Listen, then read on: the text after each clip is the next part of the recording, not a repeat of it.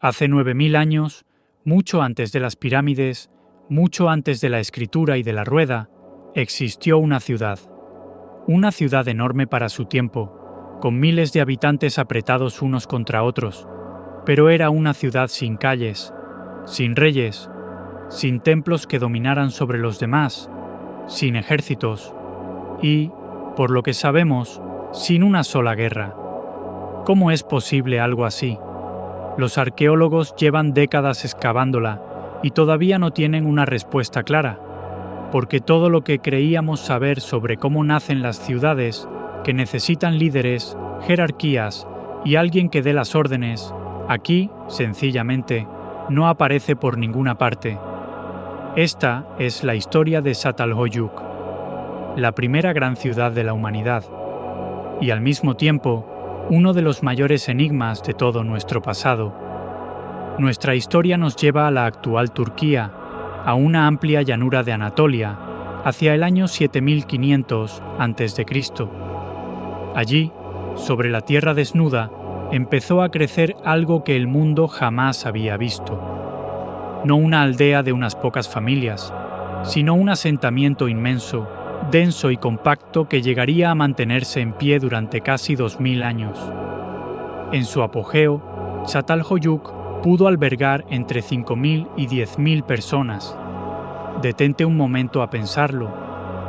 Hace 9000 años, cuando la inmensa mayoría de los seres humanos aún vagaban por el mundo en pequeños grupos de cazadores, aquí vivían juntas miles de personas.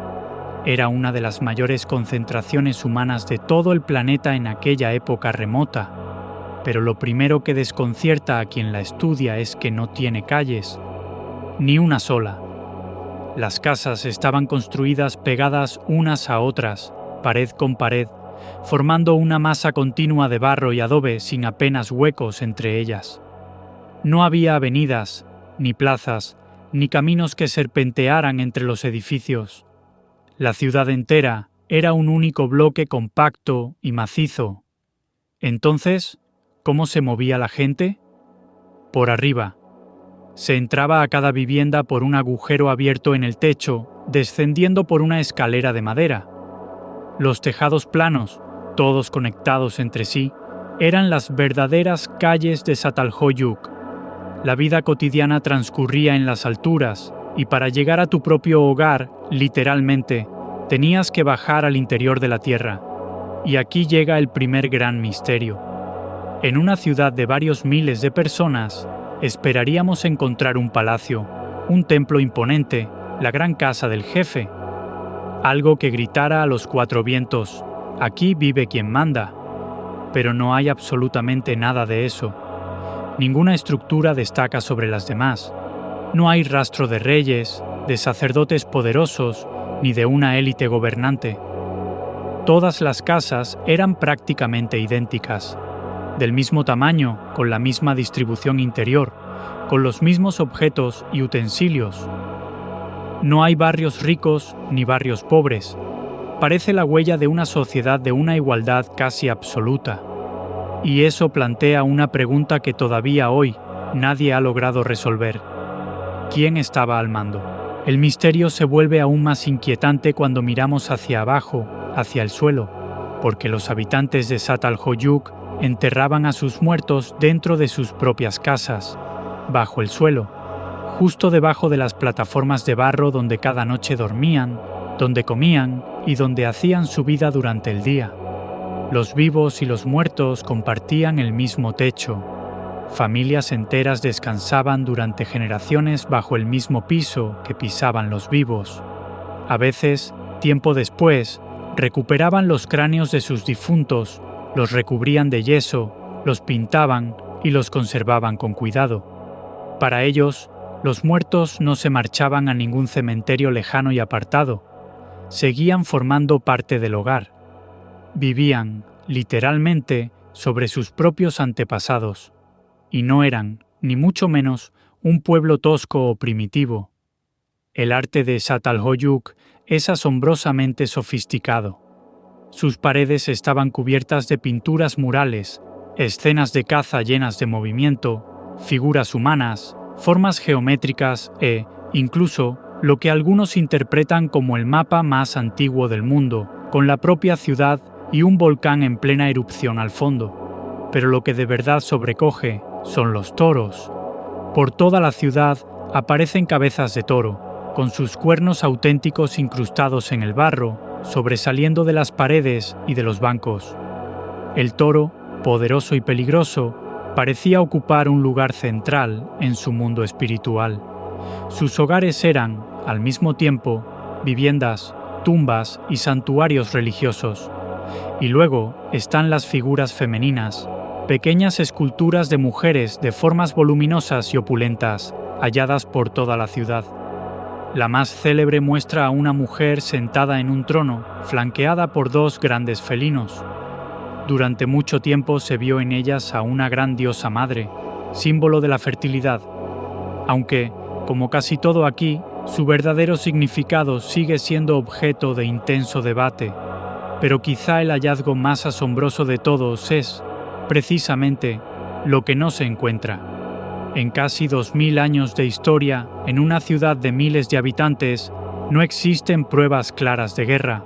No hay murallas defensivas rodeando el asentamiento. No hay arsenales de armas de conflicto. No hay montones de cuerpos con signos de batalla, ni capas de ceniza de un incendio provocado por un enemigo. Piénsalo bien. Miles de personas viviendo hacinadas, pared con pared, durante siglo tras siglo, sin un poder central que impusiera el orden por la fuerza, y aparentemente sin caer en la violencia organizada. Para una especie con la historia que arrastramos nosotros, eso roza directamente lo increíble. ¿Cómo lograron convivir tantos, tan cerca los unos de los otros, y en aparente paz? Su forma de vida era una fascinante mezcla de dos mundos.